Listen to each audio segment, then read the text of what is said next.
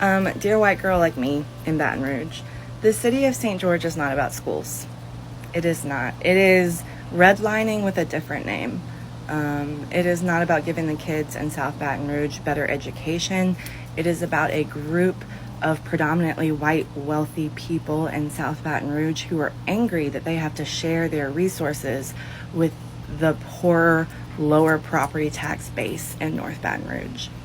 And so for the last 14 years, they have been trying to get, first they started trying to get their own school district. And then now, because they were told no to that, it's getting the new city.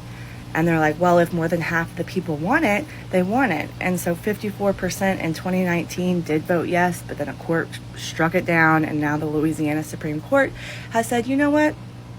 We're cool with redlining. We're cool with it. We're not going to call it that. Don't call it that, though. St. George. Boy, oh boy, oh boy, oh boy, oh boy. We got to talk about a fantastic story that has the woke revolutionaries, including the NAACP, upset and they're panicking because white, wealthy residents in Baton Rouge, now St. George, right, have decided, you know what, we don't want to be a part of the liberal city Democrat Party nonsense. And we've decided that, you know what, we're going to take our tax dollars and we're going to form our own city, our own town. We're going to take care of ourselves, provide our own goods and services, and not have to deal with Democrats running our city into the ground. And this is what they did. A recent court ruling has allowed what a lot of people are characterizing as wealthy white residents of Baton Rouge to secede from Baton Rouge and form their own city called St. George. And again, this has been successful, and the revolutionaries are melting down over this because they're boohoo, whining, and crying segregation and racism, okay? Because if you look at the demographics of the consolidated government district, before the separation, it was 56% black, 33% white, and heavily Democrat. Now, St. George will have 81,000 residents, and 67% of those residents will be white, and just 18% will be black, which, I mean, hey, you got to admit that black people are overrepresented, right? Even at 18%, okay? I'm just saying. But they're mad because, again, this new municipality will be solidly Republican and primarily white and wealthy. So, again, the Baton Rouge Democrat officials are upset about this for obvious reasons, because their tax base, aka the people that are paying for all the goods and services but not really getting much in return for it, they've decided to leave. They're like, no, we're out of here, we're done. We don't want to deal with crime, we don't want to deal with the chaos and destruction of Democrats running our city. Louisiana's highest court has sent its ruling down, paving the way for St. George to officially become its own city. Fox 44's Deshaun Johnson has more on this decision. It's been an ongoing debate for years in the capital area, whether or not St. George should be incorporated into its own city. And today, that final decision was given the green light. They had hoped that we would get this process done. They voted in this election. I will proceed to have conversations to determine the best course of action. The Louisiana Supreme Court ruled in favor for the new city with a 4-3 vote. Andrew Murrell, who was a lawyer for the St. George Incorporators, says that this ruling made today was something efficient for the area. We are open for everyone. If you want more opportunity, you want a better life, you want a chance for lower crime, St. George. There were several concerns around the incorporation, with many stating that St. George wouldn't be able to support the necessary services. Mayor President Sharon Weston Broome discussed the recent changes and says that it's always been her goal to keep unity in the city. I will always believe that keeping this city united was the right thing to do. With this new ruling, St. George will now join the cities of Baker, Central, and Zachary as cities within East Baton Rouge. Murrell says that the constant dealings with going to court were unnecessary, while Mayor Broome says that she'll continue to have further discussion on the process of turning St. George into a city. We can keep suing each other all day long, and that doesn't benefit anybody in this parish. The only recourse at this time would be to ask for a rehearing in the matter. Despite the court's decision, both Murrell and Mayor Broome will continue to advocate for unity amongst the city parish. We would like to do something different, so let's work together and we can move fast, move efficiently. I am committed to serving the residents of St. George, just as I serve those of Baker, Central, and Zachary. Deshaun Johnson, Fox 44 News. Yeah, so you see that, you heard that. Again, I love this story for so many different reasons, okay? And the number one reason I love it is because it reveals the hypocrisy of the left and just how confused a lot of these individuals are in regards to whether or not they actually really want to segregate from whites, okay? Because like I try to tell you guys, these people always try to tell you that, hey, the reason why black people are doing so bad, okay, is because of the white man, okay? It's not black people's fault. Black people are a victim of systemic racism, okay? And they need their space away from whites. We've done so many stories about how the woke revolutionaries, they want to segregate black and white people. However, as I've explained before in the past, that they only want segregation to work one way, right? They want to be able to segregate from the white man, but they don't want the white man to be able to segregate from them, right? They don't want that, okay?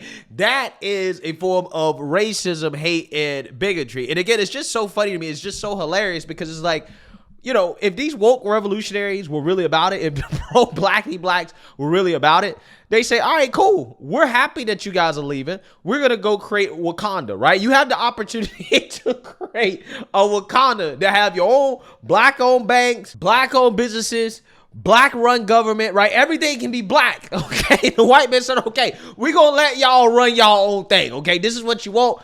And people cried about it, right? The NAACP is boohoo, whining, and crying because these white residents decided, hey, we don't want to be with you guys anymore, okay? Again, it's just, it blows my mind. It really does. But, you know, the reason why they're boohoo, whining, and crying is because in their hearts, they know that without these wealthy white residents paying taxes, that Wakanda's not going to be able to survive, okay? They're not going to be able to generate any tax revenue. And, you know, hey, these are the consequences of the things that a lot of these people have been begging for, right? They want the white man to segregate. Well, that's what he did in this situation, and they're upset about it. And thank you for joining us for our second half hour, The Factor Uncensored. The headlines from the national media are eye-grabbing at best. Wealthy white Louisiana residents split from Baton Rouge to form their own city. But is race a real issue at the core of this municipal secession?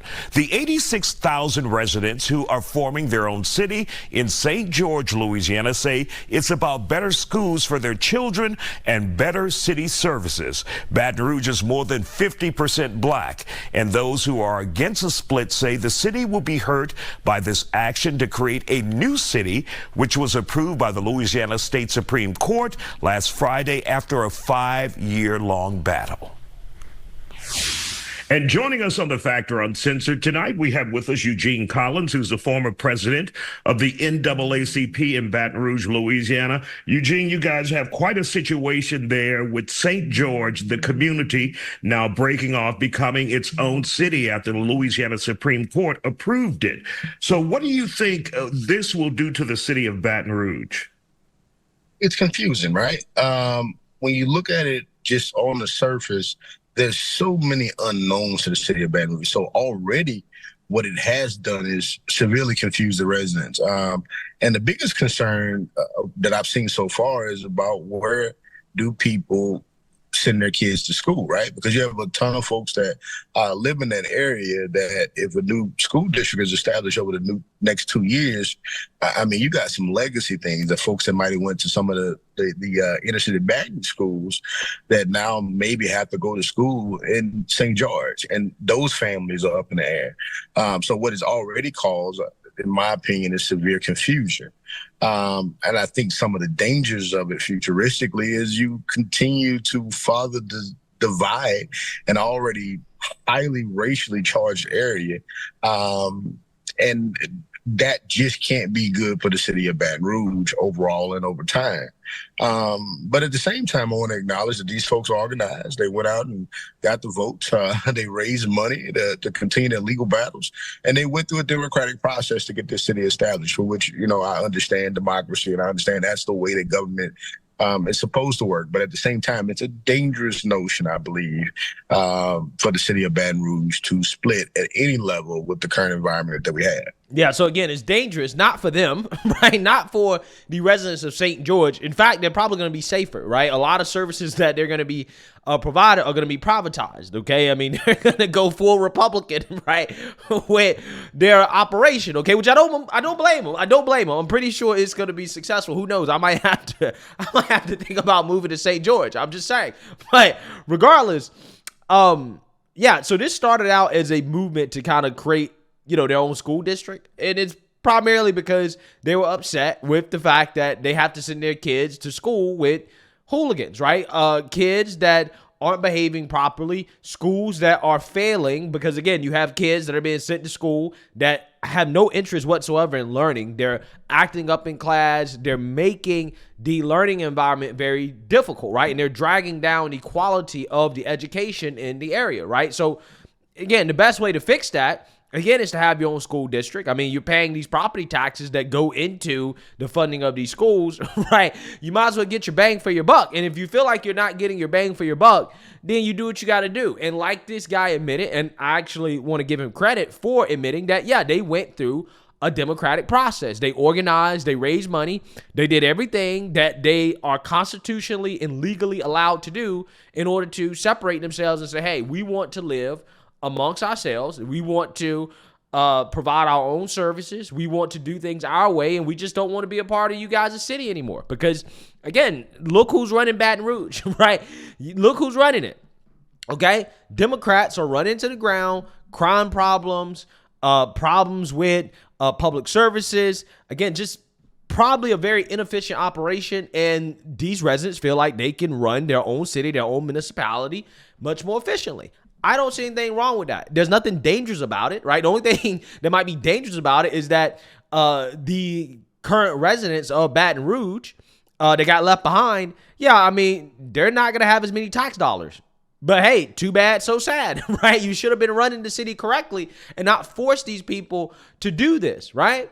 And again, this is just one of many movements that we're seeing across the country in which you're saying certain parts of these cities decide that, hey, you know what? We want to segregate, right? We don't want to be with you anymore. Buckhead tried to do it down there in Atlanta. They wanted to secede from Atlanta. However, that was stopped last year by the Georgia Senate. However, who knows? They'll probably keep trying to do so. And again, I don't blame them. I don't blame any of these people who are experiencing the negative consequences and externalities of being a part of these liberal run cities that, these people, they tend to vote Democrat no matter what. Doesn't matter how bad the city is. Doesn't matter how bad the services are. Doesn't matter how bad the crime is. Doesn't matter any of that stuff. They just vote Democrat no matter what. And it's like, okay, well, what else are you supposed to do? Because the people that you're living with aren't voting in the right direction. They're not voting for the right thing. So again, you separate and you form your own government, and hey, you can run things the way you want to run it. I applaud these people. I really do. And of course, for those who are wondering, how did we get here? You look at the New York Post, you look at the Daily Mail, and the headlines show mainly white, wealthy community pulls out of Baton Rouge, starting their own city. Would that be accurate? And what is the reasoning behind pulling out of Baton Rouge from your perspective and what you know? Well, when you look at the basis of what they have publicly said about their argument to separate from the city of Baton Rouge, it's been based around better schools, right? Which in itself on its face doesn't make a ton of sense, right? Because you have some people that have supported this movement that have held seats on our school board, right? And it's supposed to be their job to improve schools. Yeah, but see, the problem is that they have to pay their tax money to support sending their kids to schools that are failing. Okay, they want better schools. Okay, I have to pay for my child to go to a bad school, right? Because in some of these places, hey, you have to go to whatever school they assign you to go to, right? Based off where you live at. Okay, so if they're districting the schools in ways which you have some of these parents that are sending their kids to bad schools, okay, again, that have a bunch of hooligans that are essentially running the school into the ground, bad management, terrible education outcomes. They can't read, can't write, can't do math, can't do any of these things. And then on top of that, you talk about having to share a school board with these people, right? When the school board is mostly Democrat, mostly liberals, okay, that are on the board. And we all know that these people are unreasonable, okay? They want to push adult content on kids in school, right? We know how unreasonable these people are. You don't compromise with these individuals. At some point, it just makes more sense instead of going through the back and forth with, trying to take over the school board and trying to, compromise these people. No. It just makes more sense to say, you know what, we just can't agree. So therefore, we're going to go form our own thing. We're going to have our own thing, and we're going to run it the way we want to run it. There's nothing wrong with that. Nothing wrong with that whatsoever. And if I were in this same area, I'd be begging to join the community. let me come live with y'all, please. Right? I'm coming over there with y'all. Okay? I don't want to live with these hooligans either. So that notion in itself is kind of contradictory to what we see on its face. Not to mention, when you look at the makeup of the organizers and you don't have any people of color amongst them, it's hard not to make the assumption that this is something that might be racially driven. But at the same time, I have to be honest and say that the rhetoric, the narrative that they have pushed has been about better schools. But I don't see how separating the school district can create better schools. But so right now, the Supreme Court has only approved the city, creating a city. You're not at a school district yet. And much of this still may be down the road in building the process.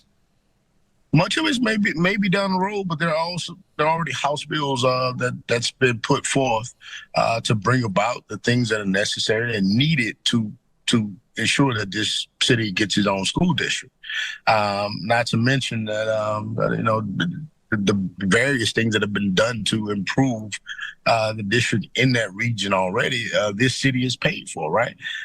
Not to mention when you look at how they're plan on supporting themselves, it's pulling a lot of the resources and the tax bases from Baton Rouge, stuff that has been used to keep our city stable, right?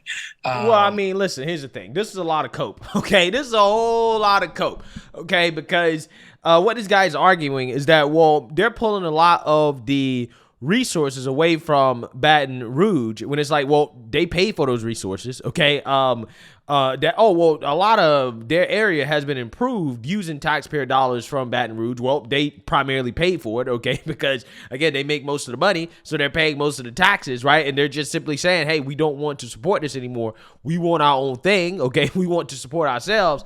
And again, they're mad and they're upset, right? And they're coping with it. They're upset. But like I said, man, if these people are really so pro-blackity black, they should be happy with this, right? They should be totally fine with this. And they should say, you know what? You go your way. We're going to go our way. We're going to create Wakanda. And y'all can have, whatever you want, right? With St. George. And, hey, I think that this is for the best. And I also hope that this, city gets its own school district. I hope that they can get exactly what they want because this is their right. You have the right as a group of people to say, hey, we don't want to be a part of a certain municipality if you're not getting the things that you want. They organized.